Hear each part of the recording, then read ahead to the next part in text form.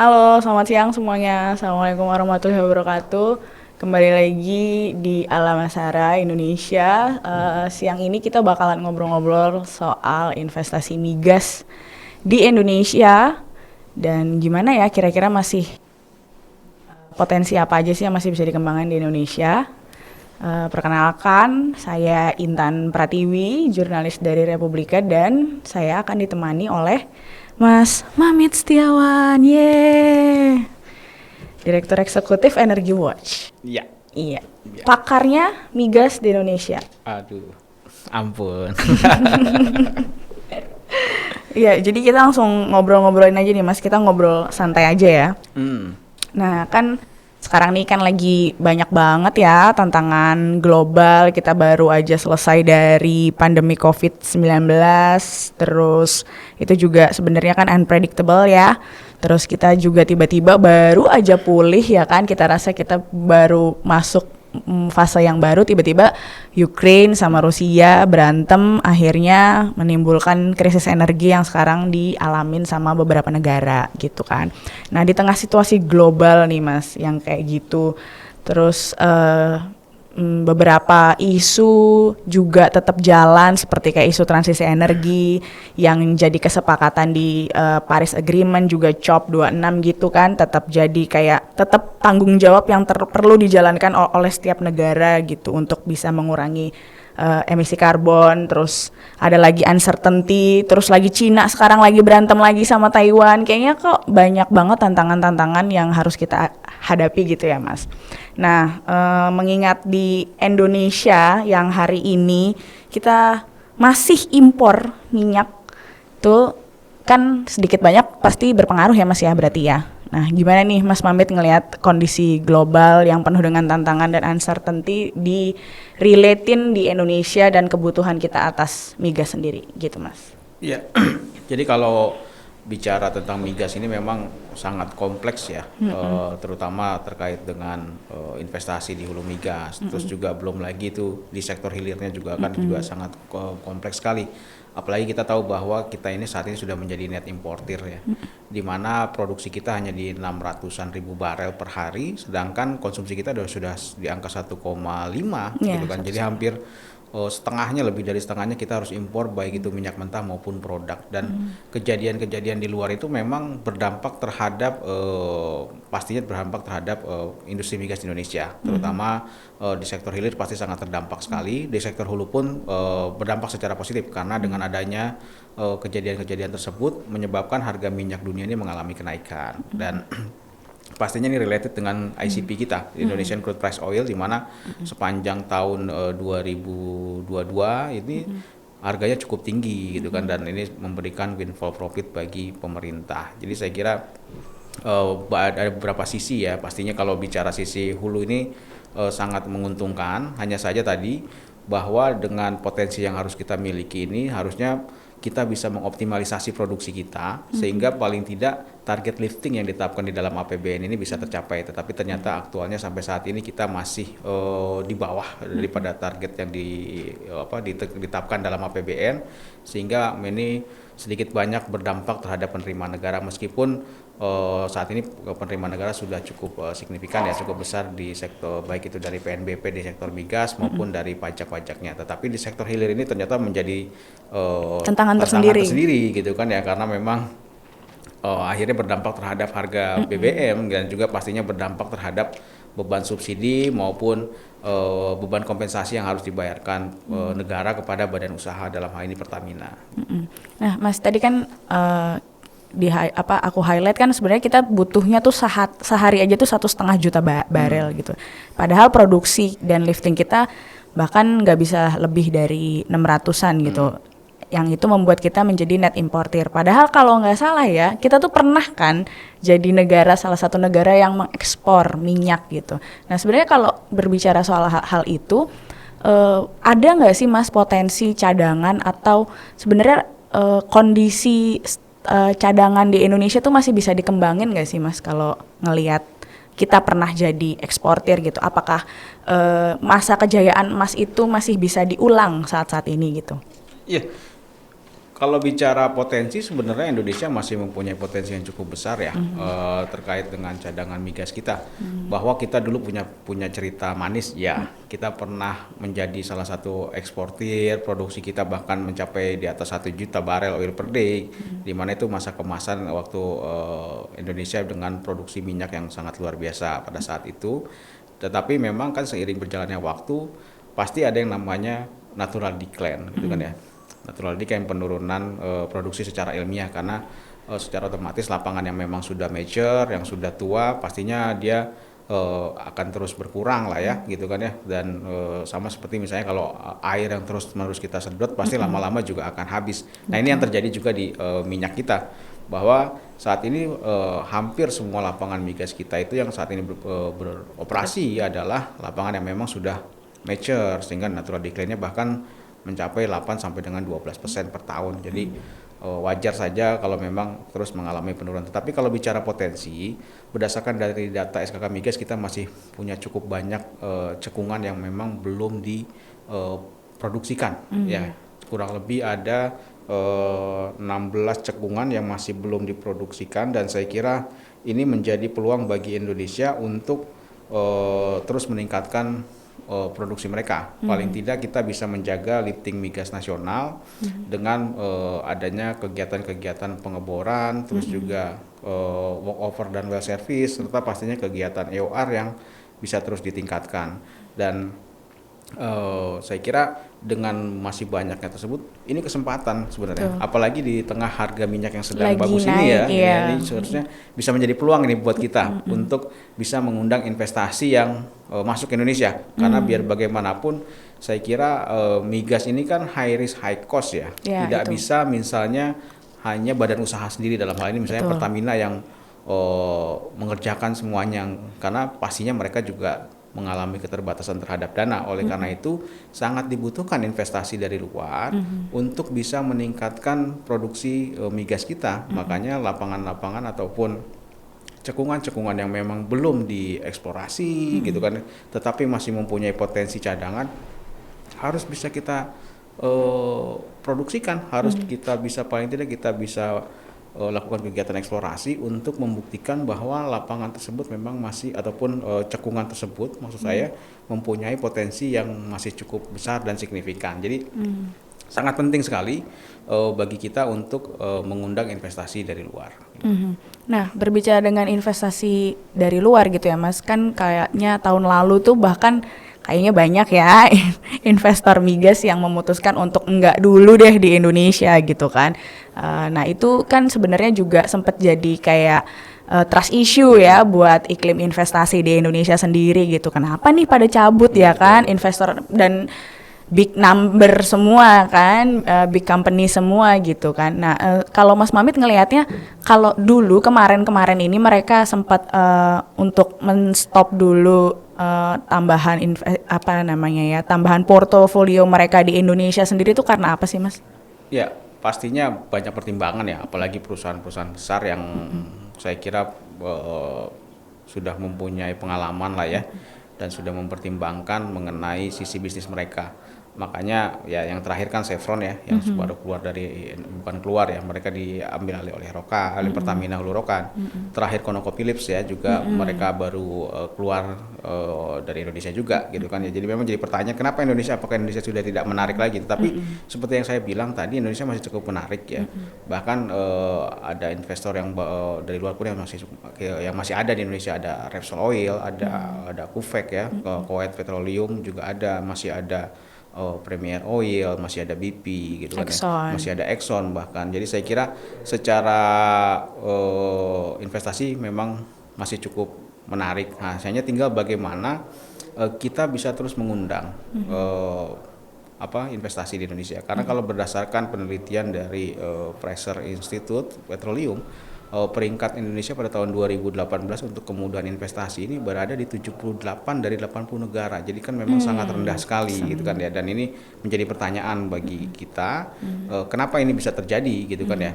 Dan kenapa juga itu K3S yang besar tersebut kemarin bisa keluar dari Indonesia. Berarti kan ada yang salah dengan iklim investasi kita gitu kan, ataupun dengan kebijakan yang dibuat oleh pemerintah dan saya kira ini menjadi PR nih Mbak Intan mengenai kenapa mereka bisa keluar gitu ya. Ada beberapa poin yang menurut saya harus diperbaiki oleh pemerintah dalam rangka mengundang investasi di Indonesia, terutama di investasi di sektor migas ya. Yang pertama adalah terkait dengan data terlebih dahulu. Jadi keterbukaan terhadap data ini dan juga keakuratan data ini kita ini masih kurang. Jadi investor ini akan melihat data yang ditawarkan oleh pemerintah kita, misalnya pada saat pelelangan blok gitu kan ataupun WK, itu akhirnya mereka berhitung kembali apakah data ini sudah benar, apakah sudah valid ya kan ya, apakah harus belum semuanya nih. Jadi kan akhirnya kan menjadi tanda tanya nih, dan ini membuat mereka harus berhitung ulang lagi. Kira-kira apakah investasi di Indonesia ini menguntungkan? Karena tadi investasi di hulu migas ini membutuhkan biaya yang besar. Betul. Dan pastinya membutuhkan waktu yang panjang. Betul. Jadi nggak bisa nih kalau kita eksplorasi kita dapat WK baru dalam waktu 5 tahun sudah bisa mendapatkan hasil, nggak bisa. Paling cepat tuh berapa sih Mas? Paling cepat 20 tahun paling tidak, ataupun sih 15 tahun lah, karena tadi kegiatan ketika mereka menang lelang mereka harus ada komitmen untuk seismik nanti ya kan, terus juga harus ada kegiatan eksplorasi, harus ada berapa sumur gitu kan. Nanti kalau ada hasil sudah mereka bisa mengajukan POD pengembangannya terlebih dahulu terkait dengan lapangan, baru nanti belum lagi approval dari pemerintahnya, dari SKK Migas, Kementerian SDM, belum lagi dengan masyarakat sekitar gitu kan ya, dan sampai akhirnya mereka benar-benar berproduksi ini membutuhkan waktu yang cukup panjang, tidak bisa 5 tahun atau mungkin paling kira 10 tahun mungkin masih bisa kali ya. Itu pun harus benar-benar dipercepat ya, dalam artian didukung oleh semua pihak sehingga semua perizinan, semua permasalahan bisa selesai. Jadi data ini memang menjadi salah satu sumber yang utama, dan saya kira pemerintah sejauh ini masih belum mempunyai data yang cukup banyak gitu loh. Karena data seismik kita ini nggak terlalu banyak dan seismik kita masih jadul gitu. Masih 2 dimensi lah, sebagus-bagusnya 3 dimensi lah, tapi itu pun masih kurang optimal dan menarik bagi investor. Yang kedua adalah terkait dengan pastinya terkait dengan kepastian hukum. Nah, ini yang menjadi masalah utama sebenarnya kalau menurut saya ya. Kenapa saat ini itu kan kita tahu bahwa yang namanya orang berkontrak pasti maunya firm. Betul. Ya kan ya. Apalagi jangka panjang tadi jangka ya. panjang. Mereka udah berinvestasi banyak ya kan, terus juga tiba-tiba ada perubahan kontrak di tengah jalan. Akhirnya kan ini menjadi satu hal yang salah menurut mereka.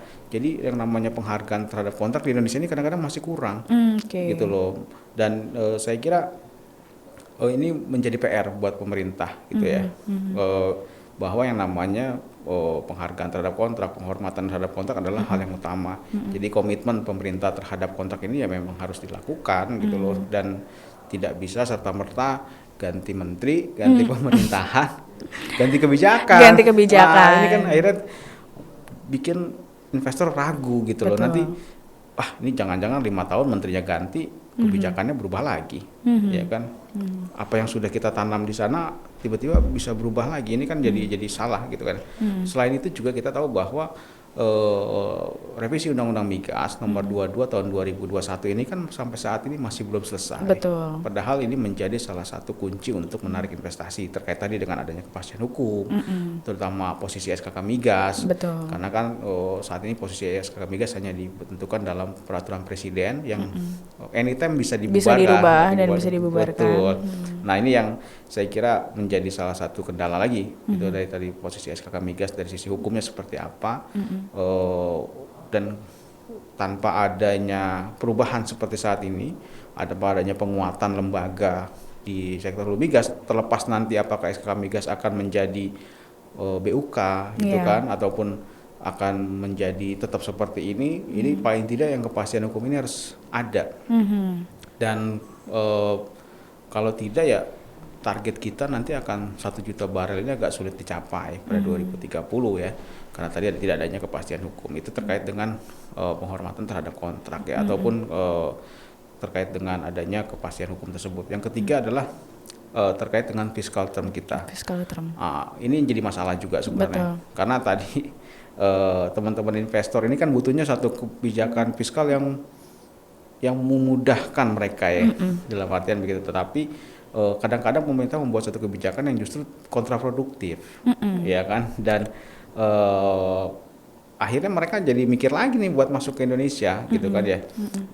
Ini sangat disayangkan sekali, tetapi saya kira ini menjadi PR dari Kementerian Keuangan lah ya, untuk memberikan fiscal term yang menarik ya. Jangan sampai kita kalah sama sama Malaysia misalnya, sama Vietnam ya kan. Kalau misalnya kayak Malaysia, Vietnam itu mereka gimana sih Mas kalau misalnya menawarkan, atau misalnya skema apa sih yang mereka tawarkan sehingga mungkin lebih firm gitu bagi kacamata investor? Mereka biasanya kalau kita belajar dari Malaysia sebenarnya sama, tetapi mereka lebih tadi bagi hasilnya lebih jelas, terus juga masalah perpajakannya juga lebih jelas gitu kan ya.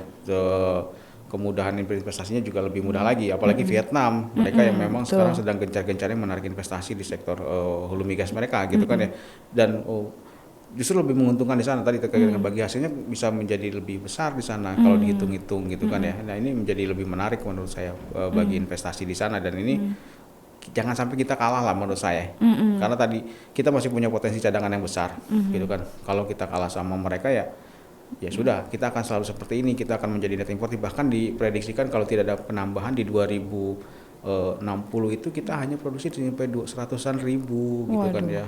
Terus konsumsi kita sudah di atas 2 juta, jadi kan benar-benar jadi benar-benar net importer. Udah nggak bisa ngapa-ngapain lagi, kita benar-benar tergantung terhadap kebutuhan atau terhadap produk dari negara luar gitu kan ya, terhadap produk dari luar negeri.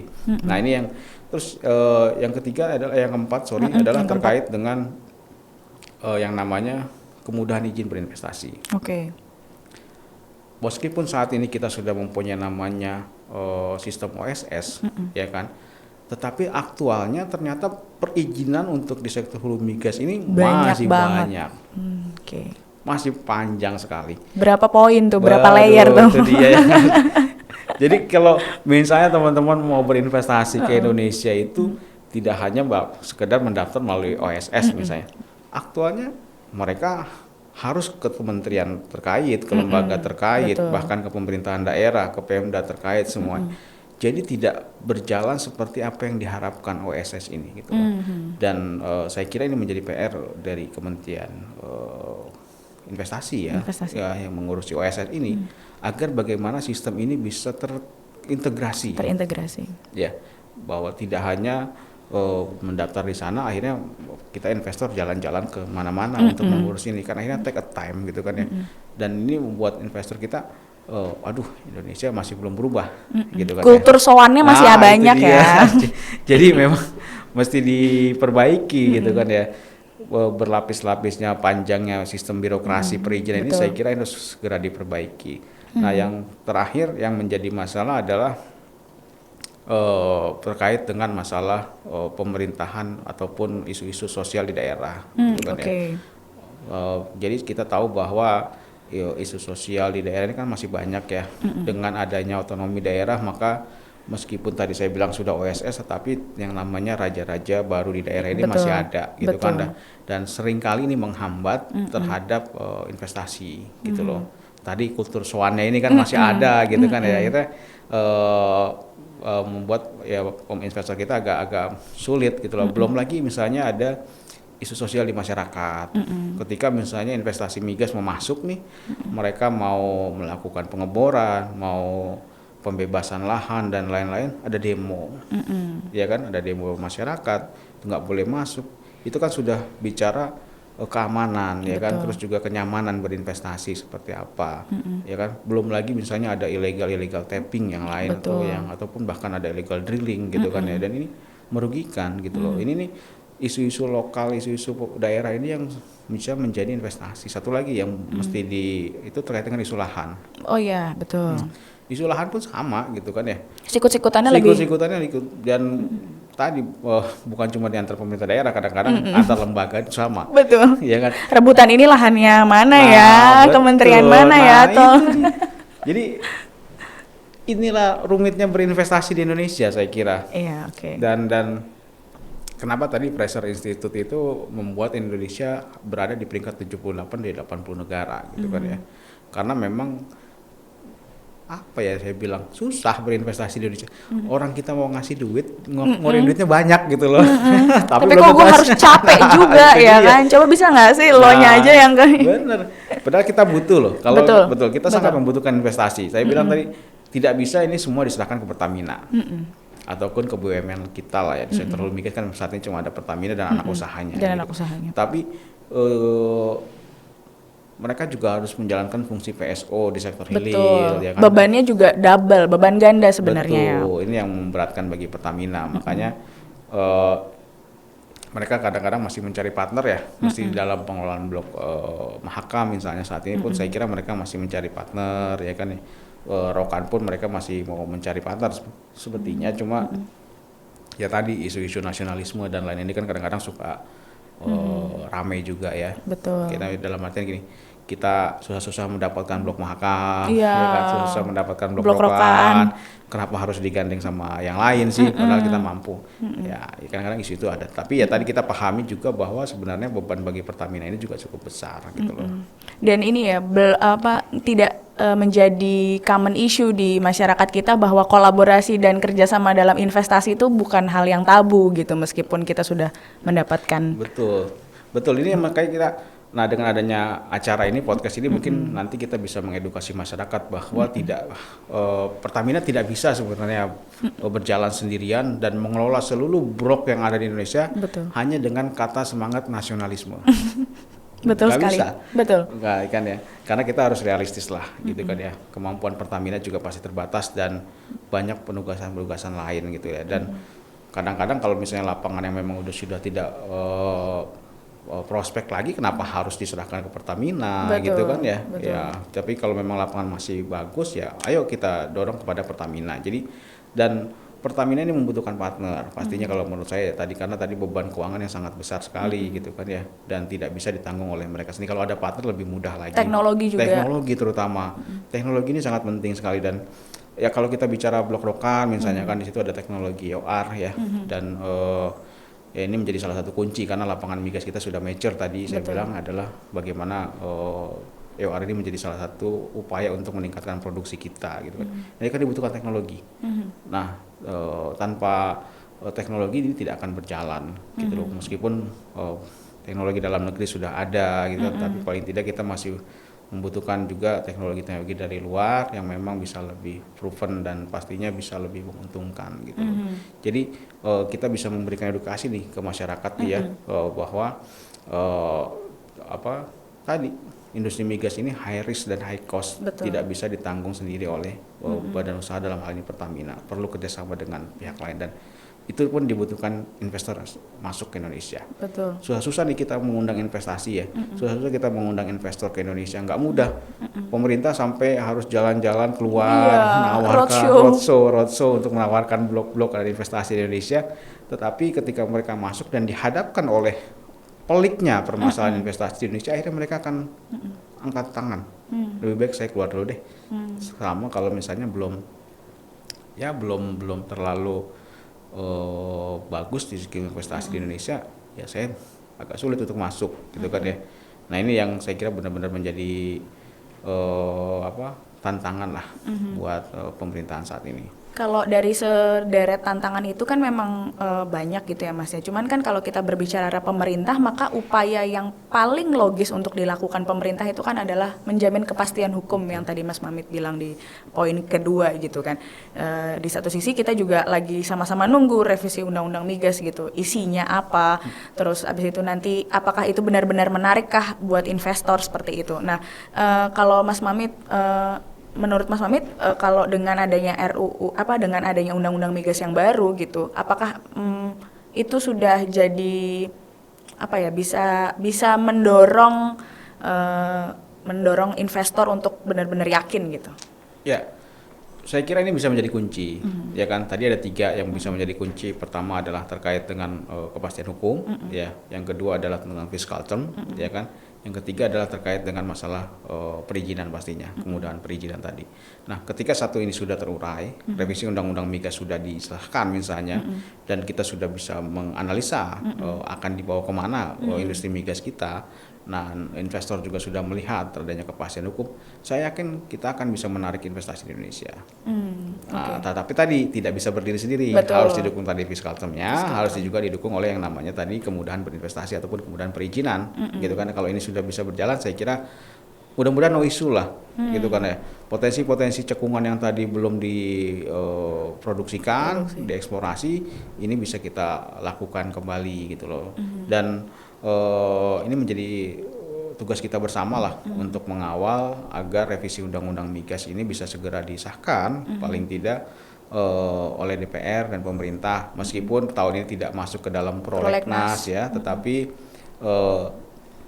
Undang-Undang Migas ini mempunyai satu kekhususan sendiri karena dia dianulir karena memang berdasarkan keputusan MK. Jadi pada seharusnya at any time teman-teman di Komisi 7 dan pemerintah bisa melakukan pembahasan terhadap revisi Undang-Undang Migas ini tanpa harus masuk ke dalam prolegnas. Nah, tantangan yang lain saya kira tadi seperti yang Mbak Intan bilang bahwa sekarang ini sudah menuju ke arah transisi energi gitu kan ya. Ini menjadi tantangan tersendiri global, semuanya sudah mencoba beralih kepada energi terbarukan yang lebih green gitu kan, dan saya kira industri migas harus beradaptasi dengan keadaan saat ini gitu kan ya.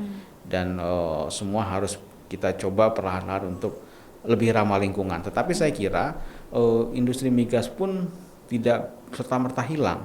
Betul. Meskipun kita sudah green energy gitu kan ya. Karena kenapa? Yang akan hilang itu kan adalah lebih kepada pengurangannya. Tetapi kalau misalnya crude oil kita ini kan saya kira akan selalu ada nih. Dan tetap dibutuhkan sebenarnya. Tetap dibutuhkan karena semua hampir rata-rata produk ya yang kita gunakan, baju ataupun bahkan obat-obatan semua itu berasal dari minyak mentah yang diolah di dalam dengan menggunakan petrokimia atau kan. Dan jadi saya kira ini akan tetap ada. Industri migas saya kira tidak akan berakhir gitu kan ya, tidak ya, walaupun semua sudah mengarah ke sana, tetapi paling tidak industri migas masih memberikan peranan yang sangat besar ya. Malah justru memberikan multiplier efek ya Mas, karena jadi lebih diolah, lebih bermanfaat lagi gitu. Betul kan, sekali, betul. Itu sangat memberikan manfaat lah ya.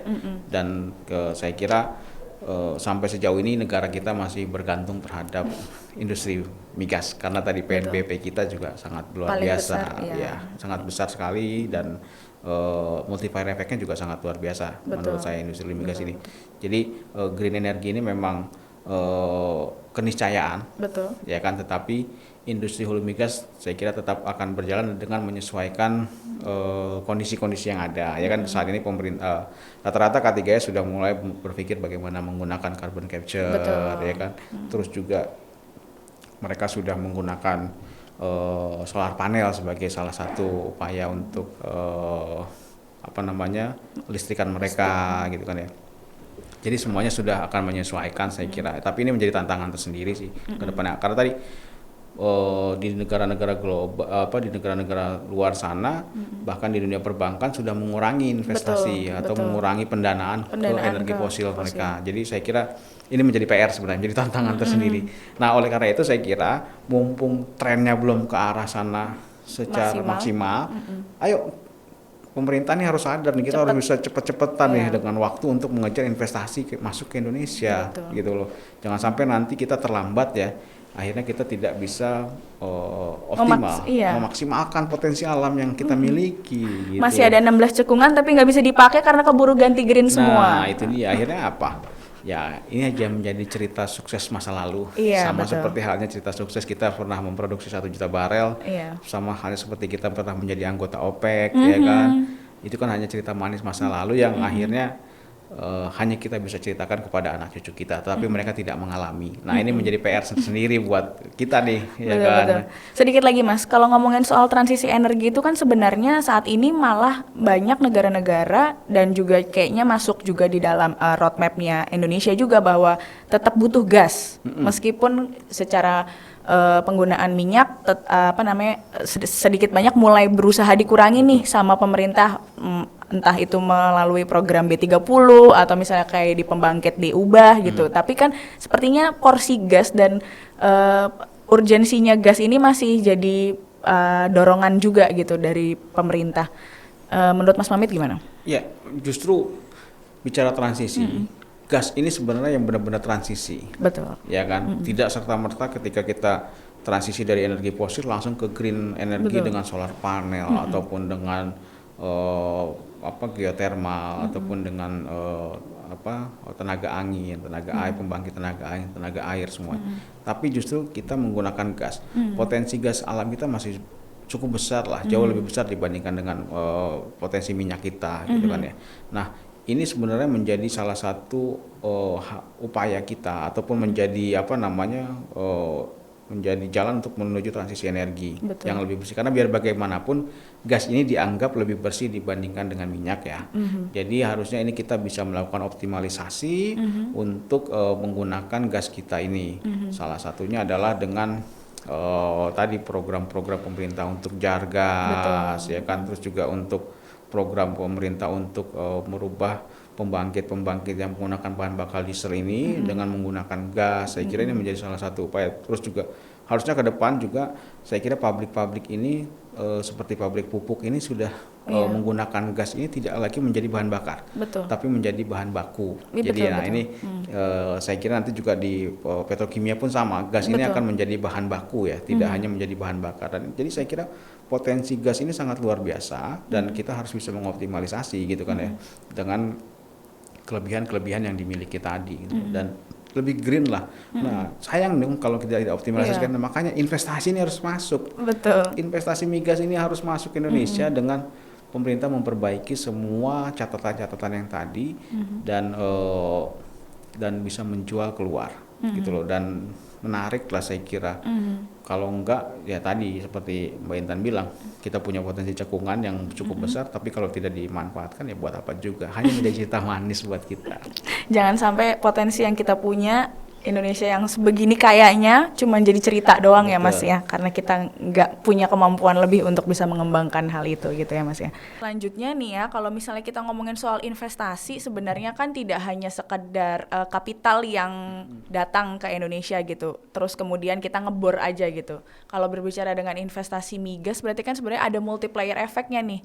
Ketika investor masuk ngasih duit, kan sebenarnya nggak cuma duit itu aja, misalnya katakanlah berapa miliar dolar itu aja, tetapi kan sebenarnya punya efek lagi. Dengan kapital yang itu kita bisa mengolahnya untuk jadi pendapatan dan malah mungkin jadi pendorong ekonomi ya Mas ya. Nah, kalau Mas ngelihatnya kalau di industri hulu migas sendiri itu seberapa banyak dan seberapa besar sih Mas multiplier efeknya? Ya, jadi memang multiplier efeknya sangat besar sekali ya. Ketika investasi masuk pastinya dibutuhkan tenaga kerja yang saya kira sangat banyak. Dan tadi industri hulu migas ini kan industri yang high risk dan high cost ya, serta high teknologi pastinya gitu kan ya. Jadi tenaga kerja yang dibutuhkan ini adalah tenaga kerja yang memang mempunyai pengalaman, yang mempunyai expert di bidangnya. Tidak bisa sembarang orang untuk masuk ke dalam industri hulu migas. Misalnya mereka tidak punya pengalaman gitu kan ya, dan tidak pernah ikut training, dan ini bisa berbahaya karena tadi ini high risk sekali, bisa menyebabkan terjadinya kebakaran ataupun terjadinya insiden ketika mereka sedang bekerja. Oleh karena itu saya kira pengembangan sumber daya manusia ini juga sangat penting sekali dan sangat dibutuhkan. Oleh karena itu saat ini kan banyak sekali perusahaan-perusahaan yang memberikan training kepada calon tenaga kerja di sektor hulu migas gitu kan ya, yang memberikan edukasi, terus juga pelatihan-pelatihan yang memang menambah skill daripada pegawai ataupun calon pegawai yang akan bekerja di industri migas. Jangan sampai nanti ketika mereka masuk mereka tidak mempunyai pengalaman. Karena biasanya kalau kita kerja di industri migas ini Mbak Intan, kita tuh harus punya sertifikat. Gitu, ya. Jadi misalnya kalau kita ahli pengeboran, kita punya tuh sertifikat pengeborannya seperti apa gitu. Kalau kita ahli lingkungan ataupun HSSE, biasanya ada sertifikat yang dikeluarkan oleh lembaga ataupun badan pemerintahan terkait dengan sertifikat HSSE tersebut gitu lah. Jadi secara sertifikasi mereka punya gitu kan ya. Secara pengalaman juga mereka ada. Jadi ini akan menjaga yang namanya keberlangsungan pekerjaan secara aman gitu kan ya, baik dari sisi lingkungan, dari sisi sumber daya manusianya juga, dan pastinya dari sisi produksi mereka juga, produksi migasnya seperti apa. Karena saya biasanya begitu pengalaman saya, karena kan saya juga pernah jadi bekerja juga ya di industri hulu migas, saya juga pernah jadi konsultan juga. Jadi memang salah satu syaratnya biasanya adalah kita menanyakan kepada calon pegawai itu punya sertifikat apa. Oke, license itu penting ya, License untuk itu proven penting, ya untuk bahwa perempuan. Betul, dan kita benar-benar punya kapabilitas benar itu. kapabilitas untuk itu. Karena tadi jangan sampai nih misalnya sejelek-jeleknya amit-amit nih gitu kan ya, terjadi blowout misalnya di lokasi gitu bener. kan. Nah, terus para pekerja di sana tidak memahami bagaimana cara mengendalikan blowout tersebut gitu Betul. kan ya. Bagaimana cara mematikan sumur. Nah, ketika mereka sudah punya training, mereka punya pengalaman, punya sertifikasi, mereka bisa bergerak cepat. Langkah apa yang harus dilakukan pada saat terjadinya blowout, terjadinya kick, dan ini saya kira sangat penting sekali bagi lembaga-lembaga ataupun perusahaan-perusahaan yang memberikan pelatihan kepada calon pekerja di sektor hulu migas ini untuk paham tentang kondisi pengendalian terhadap kegiatan-kegiatan yang ada di kegiatan hulu migas nasional kita gitu. Jadi tidak sembarang orang saya kira. Kita nih kalau misalnya mau naik pesawat aja, naik helikopter nih, Iya, betul. itu biasanya ada pelatihannya. Betul. Ada sertifikatnya namanya busyet gitu kan ya. Jadi kalau ada kecelakaannya seperti apa, kalau ada semuanya. Jadi benar-benar di hulu migas ini benar-benar dilatih lah kita. Tadi makanya saya bilang kapabilitas personilnya juga harus ada, ya kan, terus juga legalitasnya dalam artian sertifikasinya juga ada, kompetensinya juga pasti ada, dan pastinya kita semua harus memahami apa yang harus kita kerjakan gitu. Apalagi kan teknologi berkembang, berarti kan sebenarnya pengayaan harus terus dilakukan ya Mas, melalui dengan Betul. Karena seiring berjalannya waktu pasti teknologi akan semakin canggih ya. Betul. Tidak justru akan makin mundur gitu kan ya. Betul, Kalau makin betul. mundur nanti malah repot gitu kan ya. Kayak pemerintahan misalnya membuat satu kebijakan yang akhirnya mundur kan jadi repot sendiri Betul, gitu kan. Makanya betul, kita harus bergerak maju, apalagi kita tadi punya program 1 juta barel di 2030 dan 12 BCF juga ada 2030. Ini dibutuhkan tenaga kerja yang sangat besar sekali. Investasi yang masuk juga sudah akan sangat besar sekali. Sangat besar. Saya kira multiplier efeknya juga akan semakin besar. Oleh karena itu nih Mbak Intan, kita menyampaikan kepada pemirsa semuanya bahwa ini industri migas akan memberikan lapangan pekerjaan yang sangat besar sekali. Betul. Yang akan banyak. Oleh karena itu pada mereka-mereka yang berminat untuk bekerja di industri hulu migas harus segera mengikuti kegiatan-kegiatan sertifikasi ataupun pelatihan-pelatihan ataupun training-training yang diadakan oleh lembaga, perusahaan ataupun apapun itu yang memang sudah terdaftar secara resmi, sehingga kemampuannya ada dan sertifikat itu jadi menjadi bahan utama untuk melamar pekerjaan gitu loh. Betul. Dan salah satunya Alam Alsara Indonesia sendiri ya Mas ya. Betul. Siap untuk membantu teman-teman di industri hulu migas untuk bisa mengasah dan menambah kemampuan dan kapabilitasnya. Oke, mungkin obrolan kita siang ini cukup sampai di sini, tapi tentu saja obrolan-obrolan lain tetap akan kita hadirkan terus di Alam Alsara Indonesia.